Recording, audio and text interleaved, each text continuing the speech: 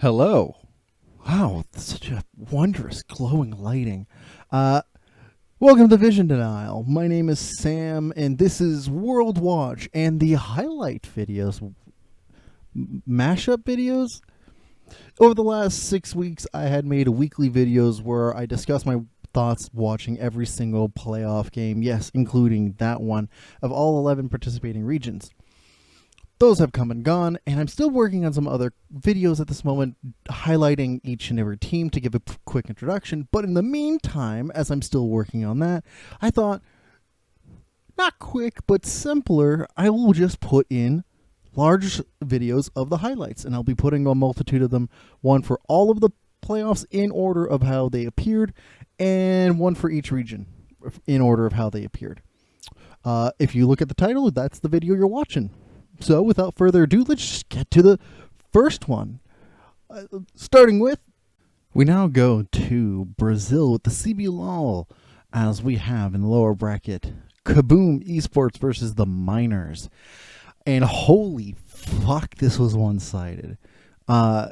Excusing the swearing of any sort, the skill difference between both of these teams was as clear as night and day. At every level of play, vision, team fight, draft, any approach to neutrals, even the approach to the win conditions, just huge gap in skill difference between both of these teams. Kabum had the Miners' number at every turn. Now, this felt more like a series in which the Miners were more than the clear underdogs, right? Taking a look at this, many people would have favored Kabum to win over the Miners, but I don't think this was like this much of a level, if not more. Kabum showed up and looked good, but how good are they actually versus them having an easy series is kind of hard to like really measure given this gap. In situations like these, we need to look at things that are measurable independently of the opponent to properly gauge the kind of scenario they'll have further into the series. For one, their vision playing alone was fairly solid. There are moments in which some of their vision was a little shallow, but as they found clever draft solutions around their shallow play and had very solid leads in which they just kind of like hugely blew up the way that they approached the vision, most of those issues disappeared. But they also benefited largely from the lack of any contest around neutrals or around anything ever during these games, making it super clear that the real challenge will come when Kabum faces off against the top 4 in the Brazilian region, and that this was just merely, pomp and circumstance for lack of a better term. Now, special attention should be given to House and Wiz, who honestly navigated the very limits of what they could in a lot of these fights so excellently that they're both so fun to watch. If you have any time, watch it just for those two alone. And with that, we'll go see the next series that comes up with. We're in Brazil with the CBLOL's Pain Gaming versus Furia Esports.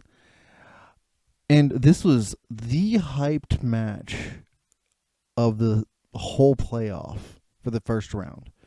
And not to lie, this definitely started out with a bang. Now, where Furia was definitely an early game powerhouse, they completely lacked the coordination to play out and end their games once the late game rolled around. The lack of ability to play outside neutral fights, inconsistent late game vision, questionable macro decisions, all of that made for an unfortunate team who showed such strong promise from their early games. Pain Gaming, on the other hand, is a rather slow team, a little bit more methodical on their end. They understood where their win conditions lay and how to get there. The issue, however, is how easily they would find themselves playing from behind, making me wonder how they will approach teams on the international stage if it gets there. Most teams won't give them the chance to scale. Now, Pain Gaming show a lot of signs of hesitation and feel like a team that excels at punishing mistakes instead of forcing them. And that doesn't bode well for any international prospects, which is super unfortunate given how measured and controlled they were. Now, the match from Kabum played previously yesterday, their best of 5, had me with some high hopes for the top 4 seeds of CBLOL, but here with seed 1 and seed 3 playing some rather sloppy late game, it won't matter how solid either your win condition approach or your win condition approach or your early game is, you'll just get eaten alive. Notable mentions go to Trigo and Dainkedo, who regularly found ways to survive and maximize damage in a lot of these very chaotic and tunnel vision team fights that happened around neutral objectives and around dives. Rather surprising. Honestly, this best of 5 is worth watching for the team fights alone and how some of these players maximize the amount of time they're alive to get as much damage out as possible and survive. Really solid stuff. Up next, we're going to watch. We've got, out of CBLOL in Brazil, Loud versus Red Canids Kalunga. And what a pleasant series. I'm pleasantly surprised by the gradual improvement out of Loud. As each game moved on, their vision play was fuller, approach to neutral objectives was more consistent, wave manipulation was stronger and stronger every go. Best of all, they showed some nice adaptation during their drafts. Not something I could say from Red, as they couldn't find themselves a draft that worked for their playstyle and would end up giving limited space for Titan to operate under and a lot of their win conditions towards Hugo and Greftar, who unfortunately would regularly struggle against Robo and Tinones, respectively. Now, the Canids find themselves in the lower bracket, and if they don't manage to adapt from their weaknesses, they'll be left behind very easily. And I can't stop to reiterate how it was just so nice to see a team that so casually improved from game to game in a series. It is something that is actively looked over and should be looked at in terms of like teams that are going to excel in international into the international stage. That said, the aforementioned skill difference between the laners made up a large portion on how some of these fights finished. There's an underlying lack of coordination during team fights out of Loud and some of their neutral objectives that left me a little worried. Moments where Brance and Robo are clearly out of position during a fight, but they are expecting almost that the gold/skill difference will make the cut for these fights. And as much as it did here, that won't fly as well against Pain or even on the international stage. Now, shout out to Croque and Seos, who controlled the flow and the zones out of these team fights so excellently, if not a little slow to the reaction. Take a look at the next game. We head to the CBLOL in the lower bracket for Red Canids Kalunga versus Kabum Esports. And this was a really fun series. I quite enjoyed this one.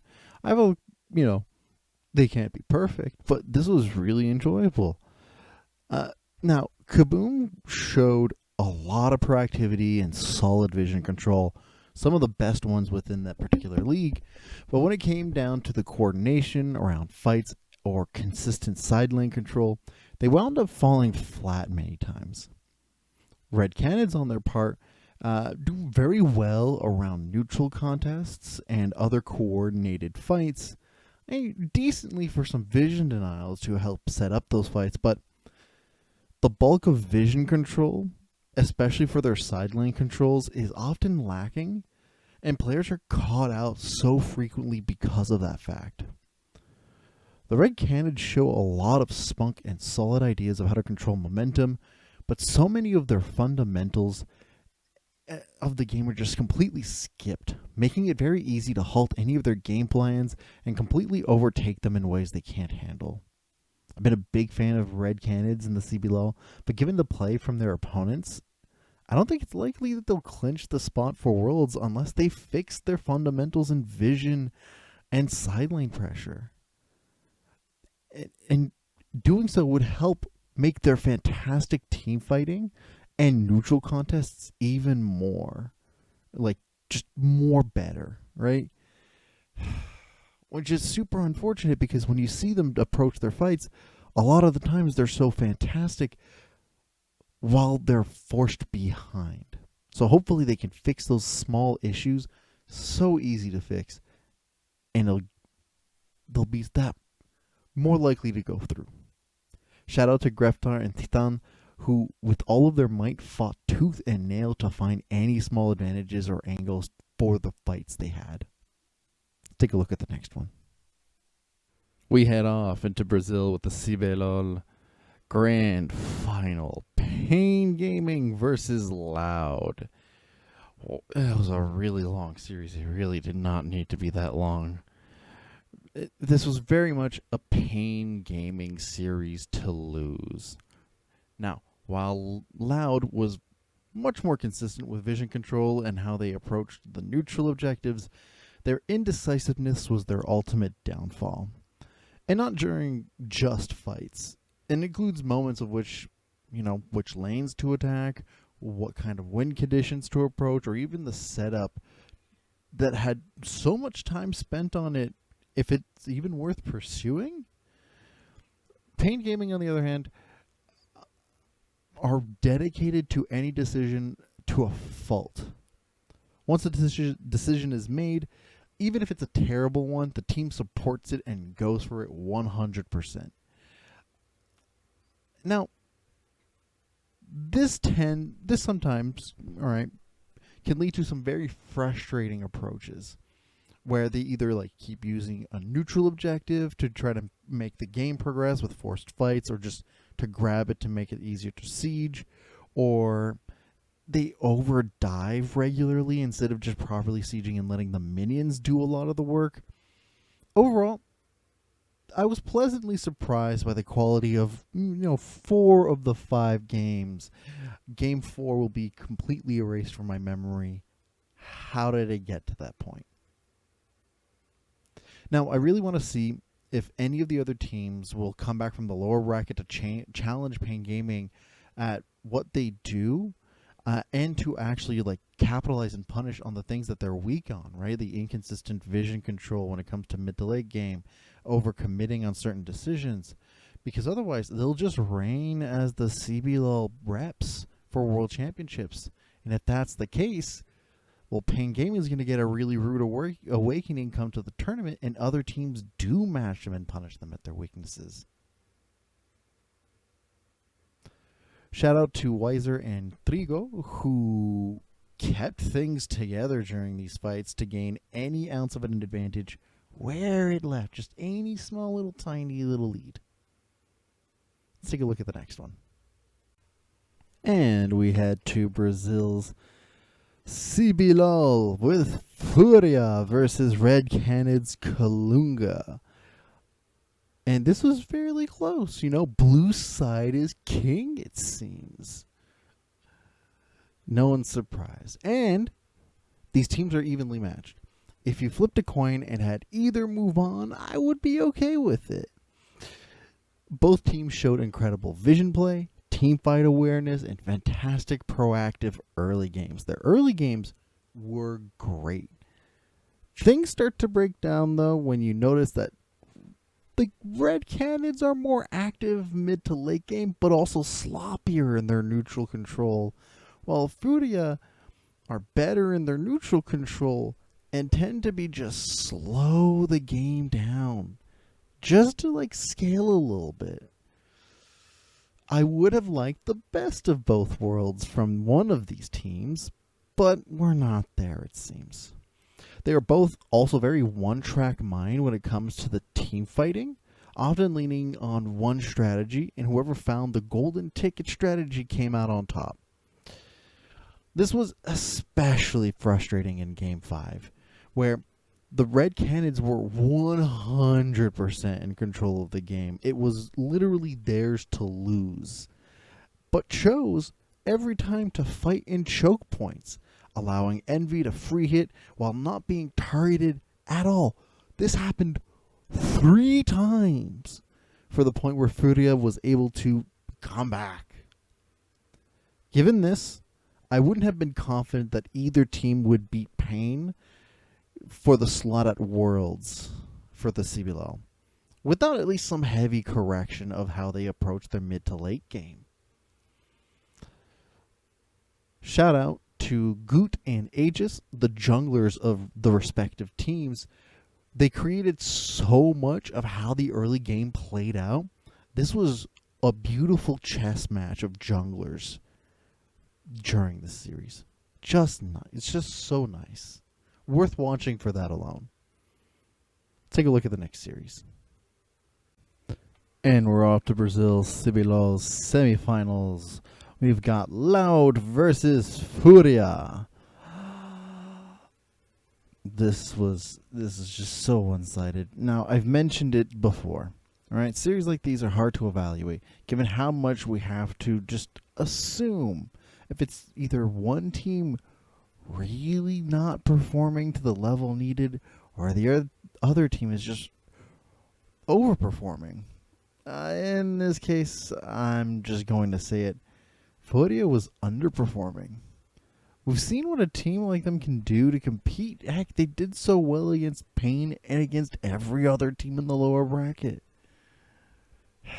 But the poor draft choices, inability to play towards their win conditions, bizarre positioning and map movement, and the priorities just being all over the place doesn't cut it.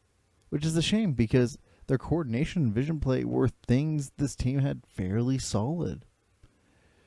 Now, the second I saw the Quinn top in Game 3, I just had a feeling that the whole thing was doomed. Now, Loud for their side of things, we'll have a chance at the rematch against Pain Gaming. And while I don't think the result will change, this boost of confidence and momentum, might help. It was really unfortunate, but some positives. I really liked how well Loud ballooned the leads. I think they just get a little overzealous, and any team that can catch that will usually punish it and minimize as much as what has been ballooned previously. I think I'm just a little bothered because in this series, it just seemed as if neither team were super proactive, as much as one was just generally less proactive than the other, spending their time to set up for things, and then when one team missteps, there you go. Hopefully, Loud can fix some of their hiccups if they want to qualify for Worlds.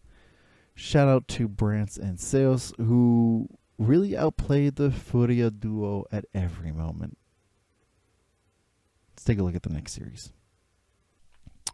It's the Brazilian CBLOL's Grand Finals and a rematch 2-in-1 combo. I love these.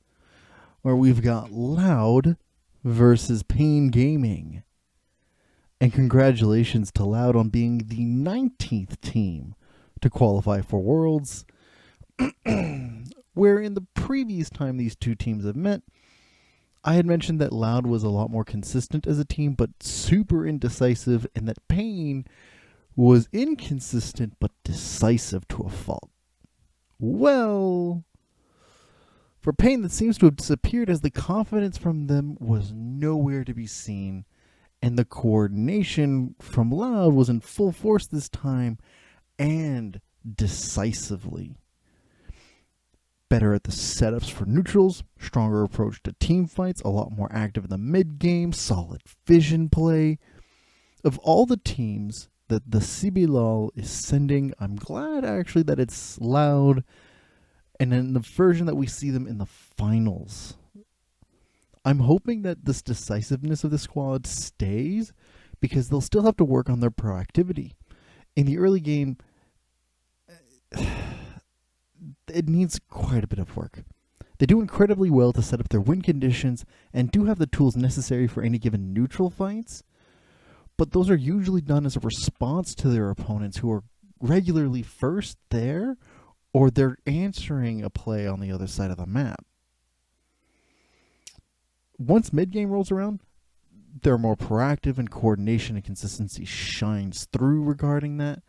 But the teams at Worlds won't give them the chance to passively play out the laning phase like they did here, or even just to answer. Loud bring a solid, consistent style from the CBLOL, and it should be fantastic to watch at Worlds, who are used to a lot more wild and chaotic version of the Brazilian League. Shout out to Seos and Robo, who continuously disrupted all angles of attack that Pain had to offer. Let's take a look at the next series. Damn, that was a journey. That's 94 playoffs, or depending on the region that you were watching, anywhere between 5 to 15 best of fives. If you want to watch from the other regions, or you really want to watch the supercut, on either side, I don't remember which side I'm going to put it on, you can just watch those there. I want to hear your thoughts also on like which one of these were your favorite, what teams you think you're going to be like rooting for, just anything and everything down below. I'll be again making some videos further down the line, or should have some videos produced further down the line with all of the magic that comes with it. So keep your eyes peeled. And with that, I'll see you all next time for when I do the introductions of all the different teams. Ciao. Thank you all for watching.